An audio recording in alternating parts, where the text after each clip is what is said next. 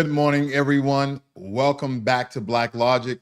Now, today I have a couple of stories for you. I also have some very interesting stories I want to cover, possibly my last three stories or whatever. But today, what we're witnessing is a defining moment in European history. And this is important to America because now a lot of European countries are unifying behind Ukraine. Now, the UK Prime Minister Starmer has declared that Europe stands at a crossroad in history. In a recent summit held in London, leaders from across the continent convened to chart a course towards lasting peace in Ukraine. Starmer emphasized that Europe must lead the charge in supporting Ukraine, proposing a robust four-point plan. This plan includes sustained military aid, intensify economic pressure on Russia, bolstering Ukraine's defense capabilities, and forming a coalition of the willing to guarantee peace. This initiative underscores Europe's commitment to taking decisive actions in the face of ongoing aggression. Now, this can be seen as sort of a dig at America because America, President Trump, as well as President J.D. Vance, are trying to exercise diplomacy where they're trying to have the bullets to stop flying. When I heard the UK Prime Minister Starmer here, that you guys see right here in the middle with the glasses on, if I can recall correctly, that he said we need to support Ukraine with troops on the ground and jets in the air or planes in the air, so to speak. So again, they are intensifying and ramping up their efforts of support to Ukraine. And the only question I have is, what happened to you guys when the war first kicked off roughly 4 years ago? Where was the support for Ukraine? Because they wasn't part of the EU nations or they wasn't part of NATO, none of these countries really came to the aid of Ukraine except with the exception of within the last year or so, reportedly. But again, America has always been in this fight with Ukraine, whether it be financial support, military aid, military equipment, and military strategic methods that we was allowing a lot of our top agents to go over there and give them information about how they should defend themselves and be on the offensive towards Russia. So again, all of a sudden these European nations want to come together and now stand up for Ukraine. Now, right here in the back, I know you guys are familiar with this figure here. He is the Prime Minister of Canada. All this time, where have these people been? That's the only question I really have. Where these European leaders have been in the past 4 years or so? Now, as we shift our focus to Ukraine, President Zelenskyy has expressed profound gratitude towards the United States for its unwavering support. Where were those same sentiments in the Oval Office when you was having a meeting about a minerals deal? Just asking questions. Now, following a week marked by intense diplomacy and a tense meeting with President Trump and Vice President J.D. Vance, Zelenskyy reiterated the necessity for real peace and robust security guarantees for Ukraine. Despite the challenges, Zelensky's appreciation highlights the enduring alliances between Ukraine and the U.S., reinforcing the importance of international solidarity in these trying times. It kind of has me to go back to really question why a lot of these European leaders are now stepping up. And I have my own rhetoric. I have my own conjecture. I've come to the conclusion that they do not want Russia to be more far inland than what they already are. They want to keep Russia far east, like count them as Asia. I don't want them to be counted as Western Europe. So in order to do that, we must stop them right here in Ukraine, because if Ukraine falls, then Belarus was going to fall. And then they're going to have more inland positioning strategically for a military invasion on other small European countries. So they said now that the Americans has pretty much backed away from the table and they're not supporting them with their money, we've invested $350 billion, no small token, to Ukraine. And after the disrespect, unless Zelenskyy comes to Trump, knees and hands, I don't see America really supporting Ukraine as we once did. Not saying that we won't, but as we once did. And again, they have all these very powerful European nations that have now joined together to support Ukraine after 4 years. Good job, guys. Good job. But I digress. Now, turning to the Middle East, tensions escalate as Hamas has rejected Israel's proposal to extend the initial phase of the Gaza ceasefire. Senior Hamas official Mahmoud Mardawi stated that the group will adhere strictly to the existing agreement concerning hostage release, declining any extensions.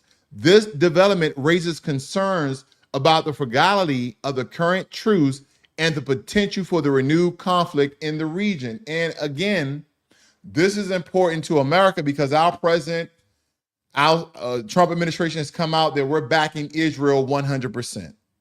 I don't know what that means to the American people. You're going to have a lot of American people who are in support of Israel, and then you're going to have a lot of American people who are not in the support of Israel. They may not even be in support of Palestine by the way of Hamas. They may just be anti-war altogether. We're not supporting none of that. We've sent billions of dollars to all these foreign countries to fight their wars. How have they helped America? That's the one question. Where's the equal exchange? Whether it be economically, socially, where's the equal exchange if we're supporting billions of dollars of military equipment, aid, etc. to America? Again, this is how we dig ourselves these very large holes in debt.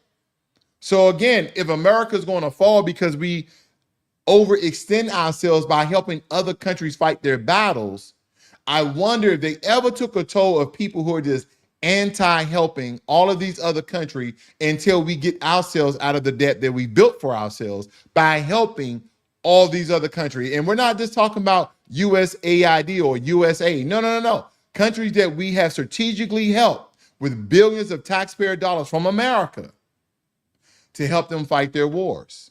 Now, and again, Hamas does not want to extend the ceasefire, and they do not want to change the already agreed upon details in the deal, in the contract that they signed with Israel. But Israel wants to change some of the details and some of the nuances of the contract. And I wonder, is that fair? That you can come back to the table and try to restructure the deal, and then you put pressure on Hamas that if we do not restructure the deal, then we're not letting go any hostages. And that we may just break this ceasefire deal altogether. And again, I know nothing is fair in love and war. I know. But again, I wonder how the world is taking Israel backtracking on the ceasefire contract that they signed with Hamas. How does that make Israel look? I don't know. I'm asking questions. So again, we have to look at this very 360. Yeah, I know a lot of people are going to take the side of Israel because Hamas did that horrific event where they kidnapped and killed over 1,200 people. Okay, so again, I know this is very complex about how they're going about this. I just want to know what you guys think.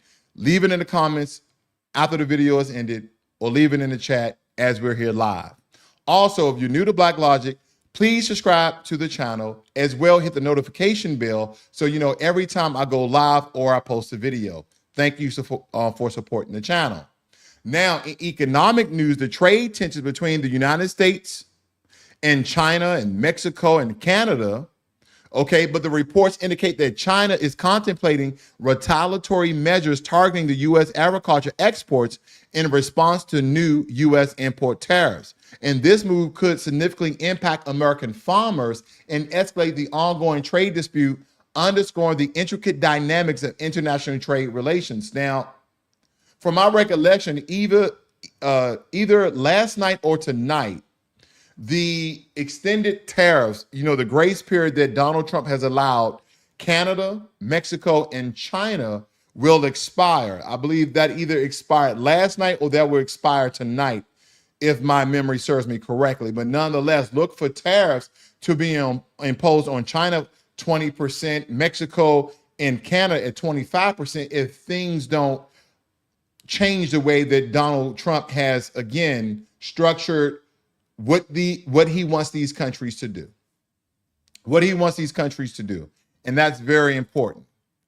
Now, this is very interesting news because on a lighter note, archaeologists in Egypt have made a groundbreaking discovery, a 3,000-year-old gold mining complex in the Sakari Mountains. This site offers invaluable insight into ancient mining practices and showcase remnants of homes, workshops, and baths. Such findings enrich our understanding of historical civilization in their industrial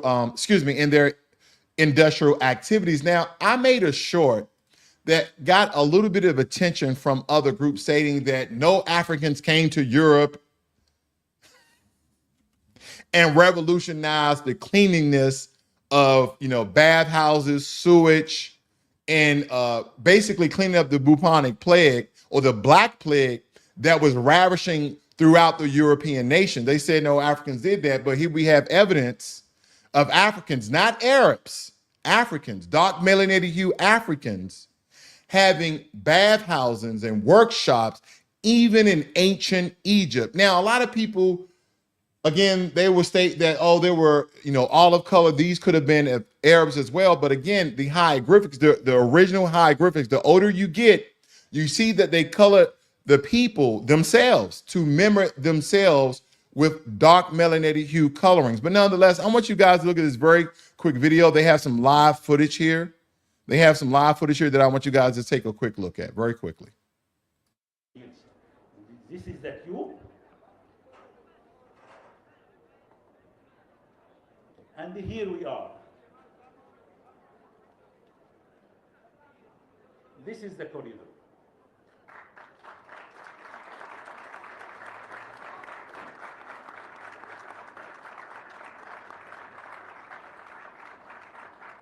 We call it in Arabic sadda.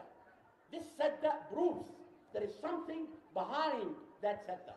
We went in the other tunnel and the robot would go. All right, it wasn't really that good of a footage, but nonetheless, I just want to show you some things. They're still finding things in Egypt. I think it's very fascinating. I don't know if you guys are about that essentially, but it's very, very fascinating that they're still finding things in ancient Egypt as they continue to mine the area of the pyramids and, anywhere from 20 to 50 miles from some of the large pyramids as well as the Sphinx. So again, there's just so much going on. I don't know what's going on there, but nonetheless, let's move on. Here's another very interesting story I want to bring across you guys' desk. We're here to share the details. Okay.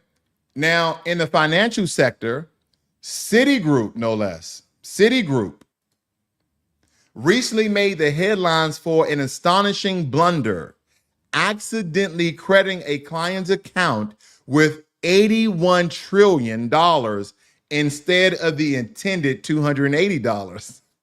This colossal error, attributed to an input mistake, was promptly corrected before any funds were misappropriated. However, it raises serious questions about the bank's operational controls and highlights the critical need for robust financial oversight. But this isn't the first time that this has happened at Citi.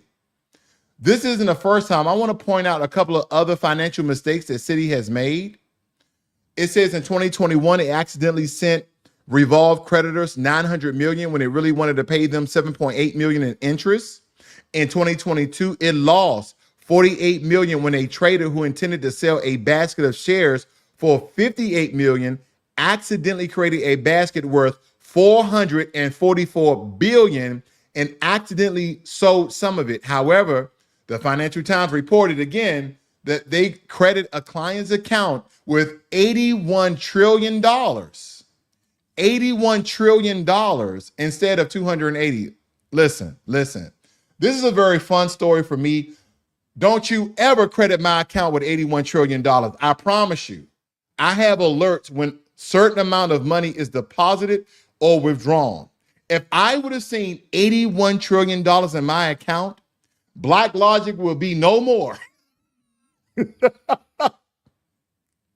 That money would have been transferred to a Swiss bank account, and I will make sure there's no extradition laws. And again, I probably wouldn't be able to live here in America, even though I love this country. I would never want to leave. But $81 trillion, I can help out a lot of people with $81 trillion. I'm sorry, Citi, if you would have put it in my account, your bank will go bankrupt. Your bank will go bankrupt because I don't know how you can get that money back. I'm going to send my money to the most secure Swiss or whatever bank that will ensure that my funds will stay intact, number one. And number two, you won't send it back to Citi. $81 trillion mistake. You know what? It must be a DEI hire.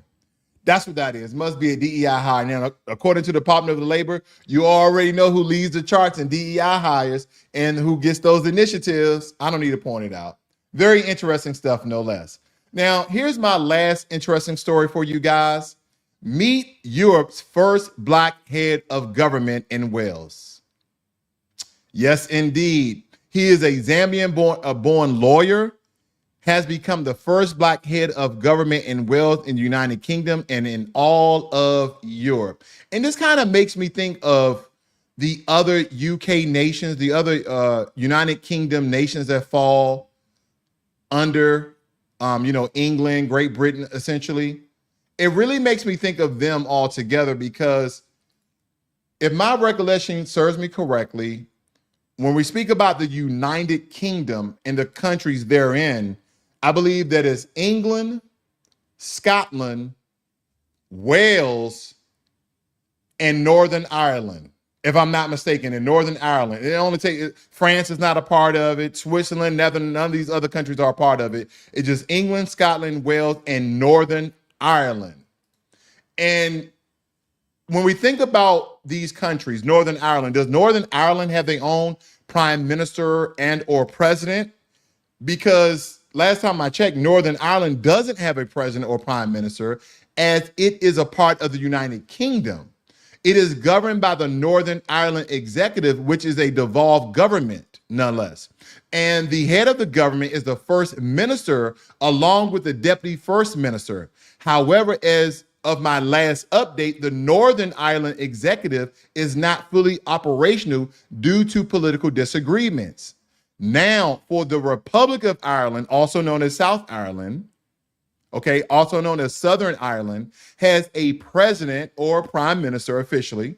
They have a name that called, I don't know how to pronounce this, but it's called the Taoiseach, Taoi search. The president of Ireland is primarily a ceremonial role, and as of the latest information, Michael D. Higgins holds that position in Southern Ireland, who is the head of the government. Now, this guy is head of Wales. I don't know if you guys are familiar with Wales, but when you look at countries like Wales, Scotland, Ireland, they have a very, very rich tapestry of intertwined histories, okay? They share a very vast history that is marked by vibrant cultural exchanges, similar Celtic origins, and complex political entanglements. As we look at some of these shared history, because I think this is very interesting, that a Zimbabwean lawyer has rose in the ranks of becoming, the first black head of government in Wales. Because as we look at the Celtic connections, the roots of these three regions are deeply Celtic. The Celts, known for their unique languages, art, and social structures, dominated much of Britain and Ireland before any during the Roman era, okay?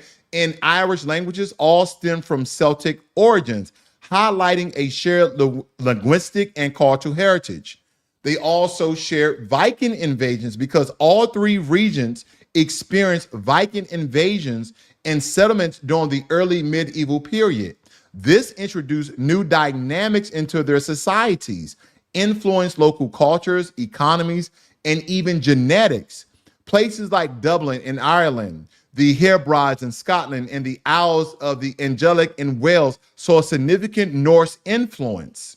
Scotland and Wales were both independent kingdoms that eventually became part of the United Kingdom. With their histories marked by battles against English dominance, Ireland history with the UK is even more fraught, involving centuries of colonization, rebellion, and eventually partition of Ireland into the Republic of Ireland and Northern Ireland. And we understand that Northern Ireland is part of the United Kingdom. Now, the Celtic revival in the late 19th and early of 20th centuries saw a resurgence in interest in the Gaelic and Celtic languages and traditions across all three regions, reinforcing their shared cultural identity. This movement also contributed to a renaissance in literature and arts, drawing from ancient myth and legends. There has been considerable migration between these regions throughout history. For example, many Scots migrated to Northern Ireland during the plantation of Ulster in the 17th century, and there have been movements between these areas due to economic opportunities or political unrest. So the history of Wales, Scotland, and Ireland are each unique, yet collectively share threads of resilience, cultural richness, and profound connection to their Celtic origins. And this shared history contributes ongoing culture and political dialogues among them. And I just wonder if Ireland or Southern Ireland or the Republic of Ireland would ever want to go to war with the UK to retain their land of Northern Ireland. Because here's the thing, if you're born in Northern Ireland, you can either become a British citizen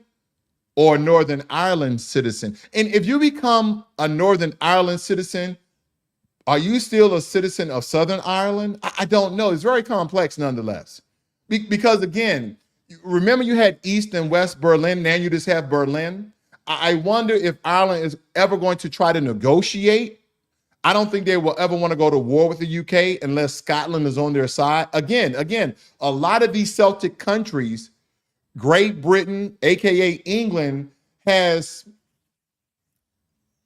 conquered them, and that's why they assumed their land. I'm pretty sure they have plenty of ceasefires and peace treaties as long as they will become under the United Kingdom role. Again, when you look at countries like Canada, don't they still fall under the British monarch? Aren't they one of the Commonwealth? Isn't Canada still one of the Commonwealth of the United Kingdom? Isn't Australia still one of the Commonwealth of the United Kingdom? And for quite some time prior to July 4th of 1776, United States of America was one of the Commonwealth of Great Britain. So again, there's a lot of history of how a lot of these countries has changed stands and positions. And now that they're supporting Ukraine for their independence and sovereignty, I wonder if Ireland is sitting back, the Republic of Ireland, that is, said, is it time for us to try to reclaim Northern Ireland? We are a split country. We're all Celtics here. Should we try to negotiate with Scotland to see if we can position ourselves? Because a lot of the Caribbean countries, a lot of the Caribbean countries have moved far away from Great Britain, have moved far away of being one of the Commonwealths or one of the territories of the United Kingdom. This is very interesting stuff. Good morning, Volvo, Willie. Willie states here, so this is the piece Trump is doing. I'm only interested in reparations for foundational Black Americans, as we all are, as we are owed reparations for foundational Black Americans. But here's another thing. We have to understand on a world level how things are being shifted, because that gives us input and information about how we can strategically move using, as JD Vance would say, diplomacy. You guys have a great and wonderful morning. This is Blacklogic.